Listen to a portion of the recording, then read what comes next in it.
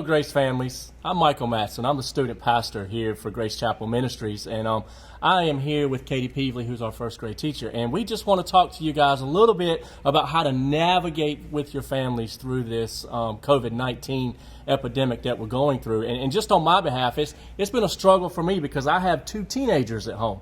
I have a rising 8th grader and a rising junior, so this has been an adjustment for me just to get them rolling as far as turning my house, really my dining room, into a classroom. So we're glad to be here today and be able to share thoughts with you. Well, I similarly have two children at home in 4th and 6th grade, and we are making those adjustments too. We've decided to use a specific space in our house as well, which I think is super important, just to set the learning stage in this new situation that we're in.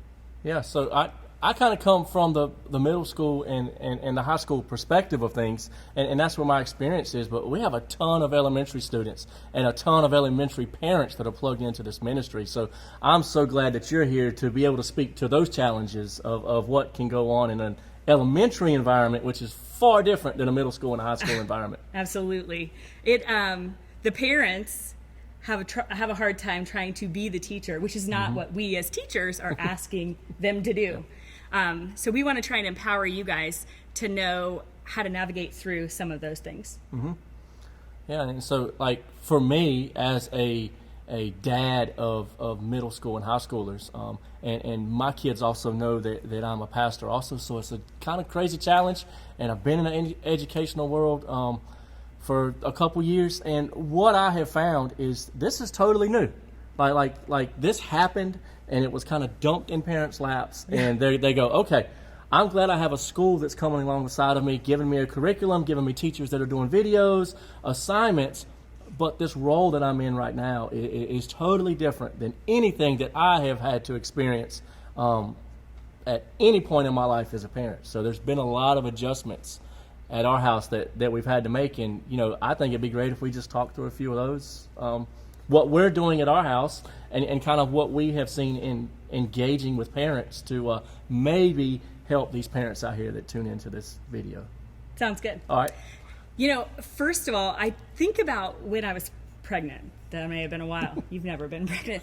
But there are so many books out there that tell you how to do everything the right way, how to put your baby on a schedule, how to do whatever. As a mom, I know that what worked for me was different for everyone, and it's very similar in your home classroom. Almost immediately, there were people on Pinterest with these gorgeous color-coded schedules. Well, don't feel pressured that you have to do that. A schedule may look very different in your house. Maybe you start every morning making the schedule together. You decide what things need to be accomplished, and you check them off. Some students like to sit down and get it all done. Then they can have free time in the afternoon. Yep. Some students, that's overwhelming. So they like to do a little bit, take a break, do a little bit, take a break. That can last a longer time, but they have those breaks built in. I just think it's super important for you to know that everyone is going to do it differently, and that's okay. Yeah, absolutely. And that's one way that it's similar for middle school and high school students is, you have to teach and parent your child as individuals, right? Because they're different. And when we read these things of, this is how you do it, or this is how you should do it, okay, give those things a try. But if you fail at that, you know what? Try something else. Absolutely. And here's what I have found is the best parents that raise successful kids are not those parents that have the best set of rules in their house, right? Those are the parents that succeed, are the parents that have the most love, the most understanding, the most grace, the most flexibility. And I think that during this time of this coronavirus where we're at home with our kids more, God is going to use this, and He's already used it in my life to sharpen my parent skills, because there's a lot of things that I could have been doing, like getting involved with my kids' schedule, knowing what they're doing, getting them set on, even if it's daily, spending that time with them in the morning going, you know what, okay, this is what your day looks like, and this is what you have to get done so that we can be here in the evening. And God is using this pandemic to help me as a parent do these things, and I hope He's challenging a lot of you parents out there to do the same things, of not just getting through this. Because what we do sometimes is we look at something like this and we go, I can't wait until my kids are back in school, right? So I can turn them back over to the teachers. I hope that on the other side of this, I will miss this time that I've had with my kids. Yeah. And it will make me a better parent, and it will also make me a better teacher. So that's kind of my goals, and kind of how we're similar on the elementary side and the middle school and high school side. Is flexibility is key. So I'm glad you brought that out. Well, and you made a really good, you said a word that totally caught my eye or ear.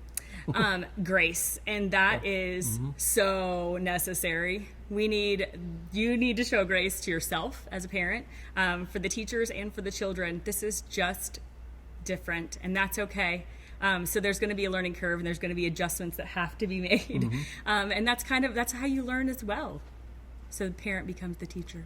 Yeah, and isn't that our role anyways? Yeah. Right? And we tend to kind of categorize everything and go, you know what? Well, I'm the parent, and I send them to school to the teachers. As parents, we're always teachers, and our kids should always be students. Right. And they should always want to learn from us. And there's no greater resource for a child than a parent that is involved in their life. And then if you double that up to where you have a cohesive unit of parent here, teacher here, school administration here, and they all fit together, and they're all working together in the life of that child, then it's just a bonus win. And then you're setting that child up for a successful career, for a successful furthering their education. You're just setting them up for steps. And that's what I appreciate about this, is it's forcing parents, because it's forcing me to get more in touch with my kids' teachers and to get more in touch with the staff and the administration here at Grace Christian School. And on the other side of it, we're all going to be better for it. True. So I think all those are really good points. But I think we can further expand on it, right? Because it's okay to just to throw an idea out here to parents and not give them any meat or any substance. And so I think that in order to enable parents to be the best teacher and be the best parent they can during this time, we have to set realistic expectations for ourselves, and then we have to set expectations for our students, correct? Totally. And I realize in class as a teacher, we get to look into the faces of the students, and we can tell when they get it and we can tell when they don't. And that's a big challenge. So it's important for you to have those expectations with your children, that you're there to support them while they're learning, and then to check for understanding.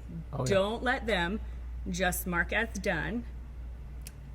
Make sure that you check their work. Have them teach you the material that they just learned. That's probably more for the younger kids. But maybe if you want to learn Algebra 2, you could do that too.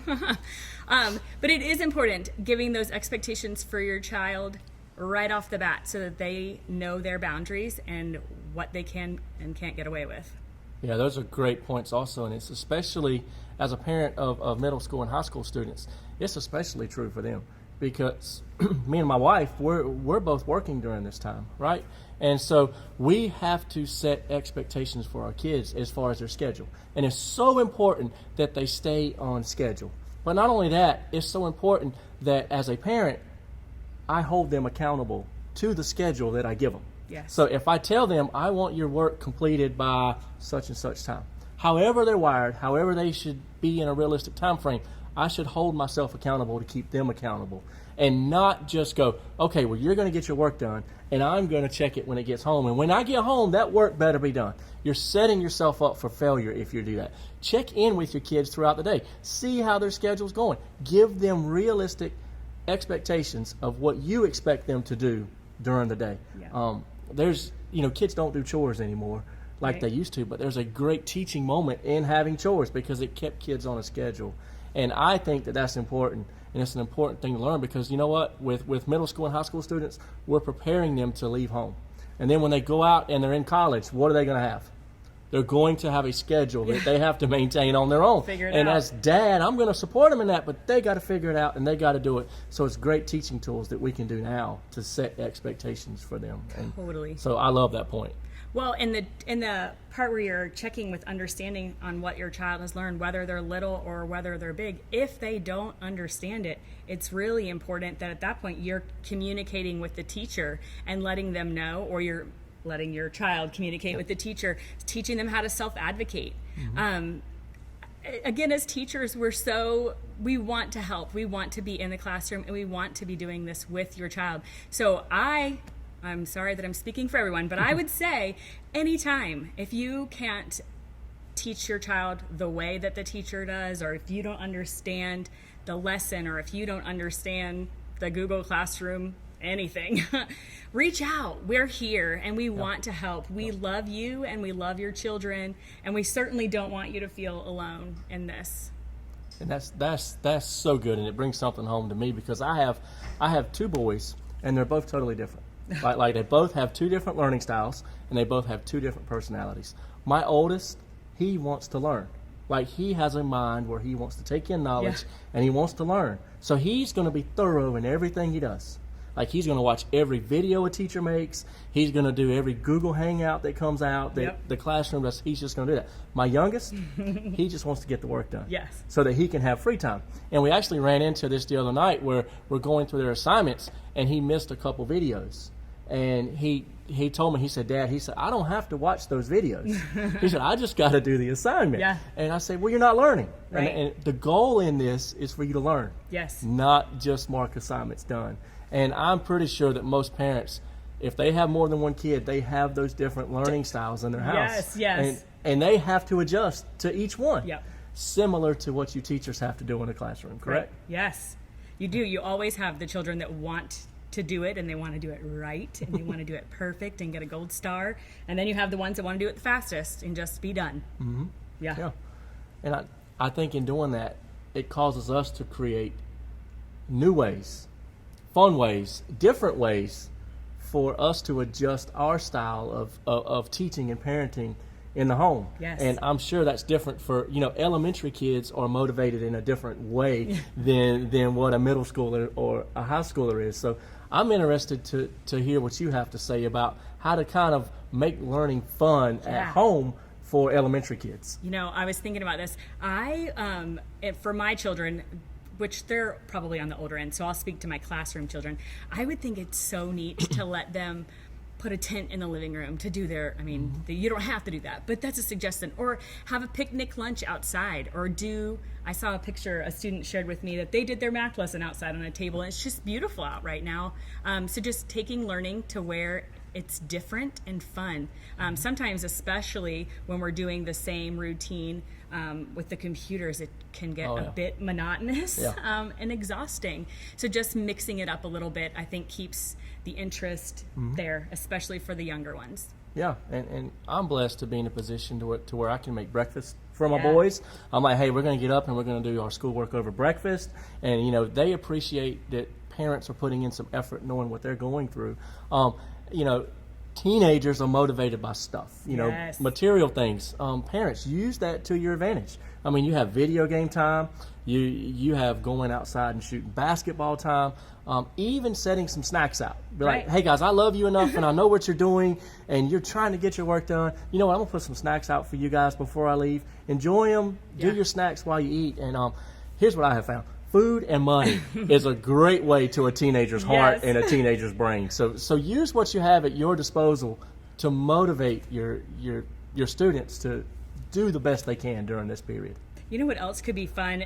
You were saying cooking breakfast. Maybe teaching your kids life skills. Oh, yeah. Not just making it about academics.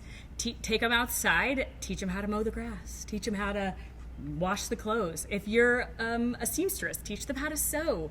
Teach them things that they wouldn't normally learn in the classroom that teachers don't have the opportunity to teach. I don't have sewing machines, so I can't do that. No. I don't know. What about big kids? And that's so good, because when I talk to parents, and there's usually something going on, the parents always want more time with their kids. Yeah. And I want more time with my kids, so take advantage of this time. Yep. And go out and do some things that you enjoy. Teach them your hobby. Yeah. Teach them your craft. Teach them what you have found to bring you enjoyment in life, and give that to your child. And you know what? This whole thing that we're going through, it will be more than just sitting, like you said, sitting at a computer knocking assignments out. Yes. It will be, you know what? This is a cherished, special time that I've had with my mom and dad, and I've learned so many things besides just schoolwork. Yeah. And I think that's a great goal for all parents to have during this time. I saw a post on the internet that talked about talking to a college student in 2030, and they were looking back at this time, and they say to the student, you remember it was terrible. The groceries were closed and toilet paper and blah, blah, blah. And the student replied back saying, I don't remember any of that. I remember having family meals and that's so good. sleeping in Yep. and going to bed a little bit later and just more time together. So I think it's an opportunity, as sometimes it has its challenges, but in the end, hopefully we all pull together like we're supposed to. Yeah. Well, it has been my pleasure to spend some time with you and Mike as a Grace family. So thanks for watching. And children, I know this is a different time. It doesn't have to be a difficult time. It's a different time. But look, if I can encourage you with one thing, I would like to encourage you with the words of the Lord. Okay, Matthew 6:26, Jesus is speaking to people who's going through a difficult time, and he tells them, he says, does not your heavenly Father take care of the birds of the sky? He says they don't do one thing, and yet they are fed. They don't go hungry. And are you not more valuable than those birds? And there's great encouragement in that, okay? So look, keep looking up. Keep looking up. Keep looking vertically with your eyesight. See what God is doing, but in the same time, keep looking vertically around you and pay attention to what is going on. And if we keep our eyes focused on God and we keep our eyes focused on what He is doing, and we cherish the privilege of having Him as our Heavenly Father, we're going to come out of this so much better with so much stronger families, okay? Look, on behalf of the entire ministry, we love you guys, and if there's anything we can do to help you and your families out, please don't hesitate to give us a call.